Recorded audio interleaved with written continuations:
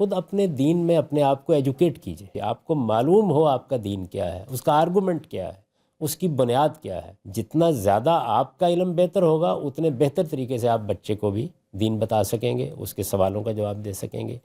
کوشش کیجئے کہ آپ کے بچے جہاں کہیں بھی ہیں وہ قرآن مجید کو سمجھ کر پڑھ لیں۔ بہت اچھی بات ہے کہ وہ عربی زبان سیکھ لیں، لیکن اگر نہ بھی سیکھ سکیں تو کم سے کم قرآن مجید کو سمجھ کر پڑھ لیں۔ اور جو اسلام کی لینگویجز ہیں، دیکھیے ہر علم کی لینگویجز ہوتی ہیں، مذہب کی کوئی زبان نہیں ہے، لیکن اسلام جب ایک علم بنا ہے رسول اللہ صلی اللہ علیہ وسلم کے بعد تو اس کی کچھ لینگویجز، جیسے آپ کہتے ہیں کہ انگریزی سائنس کی لینگویج ہے، تو اسی طریقے سے اسلام کی بھی کچھ لینگویجز ہیں، وہ 3 ہیں: عربی، فارسی، اردو۔